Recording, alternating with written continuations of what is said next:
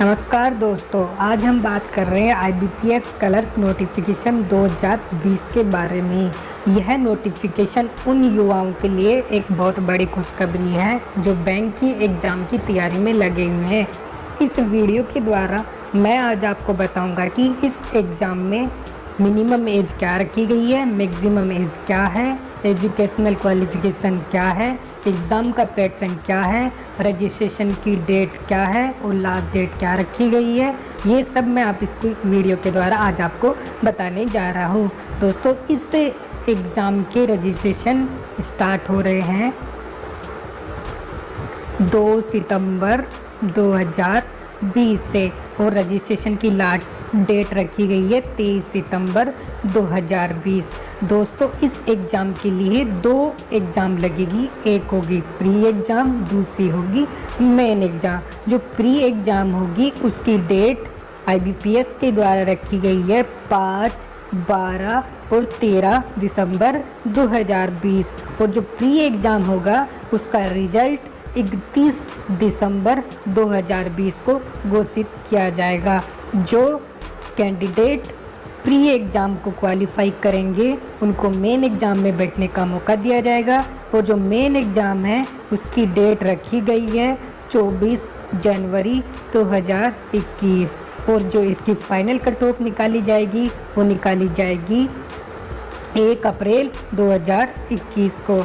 दोस्तों, इसकी age limit इस प्रकार रखी गई है। अगर किसी कैंडिडेट की एज 1 सितंबर 2020 को 20 वर्ष कंप्लीट हो रही है तो वह इस एग्ज़ाम में भाग ले सकता है और मैक्सिमम एज रखी गई है 28 वर्ष। इस एग्ज़ाम में SC, ST, OBC और एक्स सर्विसमैन और विधवा और तलाकशुदा लेडीज़ को एज में छूट दी गई है और वो छूट इस प्रकार है। SC, ST को एग्ज़ाम में एज में 5 वर्ष की छूट दी गई है, OBC को 3 वर्ष की छूट दी गई है और पर्सन जो डिसेबिलिटीज़ के साथ है उनको एज में 10 वर्ष की छूट दी गई है। मतलब अगर उसमें कोई डिसेबिलिटीज है जैसे कोई हाथ की, कान की, पैर की, तो उनको एज में 10 वर्ष की छूट दी जाएगी और एक्स सर्विसमैन को एज में 3 वर्ष की छूट दी गई है। इसको मैं आप एक्स सर्विसमैन को इस तरीके से समझाना चाहता हूँ कि इस एग्ज़ाम में मिनिमम एज 20 वर्ष रखी गई है और अगर किसी एक्स सर्विसमैन ने डिफेंस में 20 वर्ष तक सर्विस दी है तो कितना हुआ, 20 + 20 40 + 3 तो कितना हो गया 43। अगर किसी एक्स सर्विसमैन की एज 43 वर्ष हो रही है तो वह इस एग्ज़ाम में भाग ले सकता है। बट एक इसमें लिमिट रखी गई है एज की 50 वर्ष। अगर किसी कैंडिडेट की एक्स सर्विसमैन है और उसकी उम्र 50 वर्ष से अधिक हो रही है तो वह इस एग्ज़ाम में भाग नहीं ले सकता है। और जो विडोज हो गई जैसे विधवा लेडीज़ और तलाकशुदा लेडीज़ के लिए एज में 9 वर्ष की छूट इस एग्ज़ाम में दी गई है। अब हम बात करते हैं इसकी एजुकेशनल क्वालिफ़िकेशन के बारे में। इसमें एजुकेशनल क्वालिफ़िकेशन ग्रेजुएशन रखी गई है।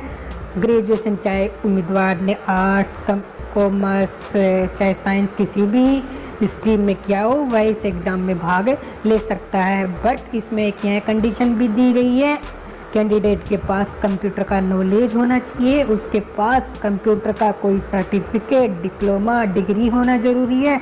अगर यह नहीं है तो उसके हाई स्कूल या कॉलेज में कभी कंप्यूटर सब्जेक्ट रहा हो तो वह इस एग्ज़ाम का फॉर्म भरने के लिए योग्य है। अब हम बात करेंगे इस एग्ज़ाम में जो एग्ज़ाम का पैटर्न है वो क्या रखा गया है, किस तरह के सब्जेक्ट्स के क्वेश्चन इसमें पूछे जाएंगे उसके बारे में हम बात करते हैं। दोस्तों, जो इसकी जो प्री एग्ज़ाम होगी उसमें 3 टाइप के क्वेश्चंस पूछे जाएंगे। एक होगा इंग्लिश लैंग्वेज, दूसरा होगा न्यूमेरिकल एबिलिटी, तीसरा है रीजनिंग एबिलिटी।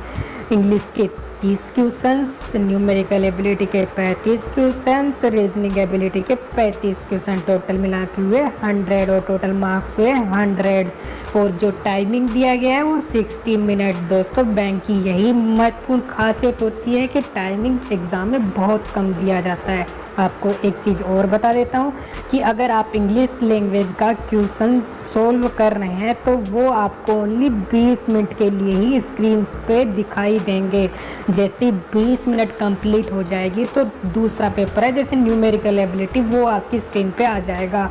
अगर आप इंग्लिश का सोल्व कर रहे हैं तो उसको पूरा कंप्लीट सोल्व करें, ऐसा ना सोचे कि मैं उसे बाद में सोल्व कर दूंगा। ये एक ऑनलाइन एग्ज़ाम होगी, इसमें ओनली जो टाइमिंग दिया गया उसी टाइमिंग के लिए पेपर सामने आएगा। जैसे टाइमिंग कंप्लीट होगा दूसरा पेपर आपके सामने आ जाएगा।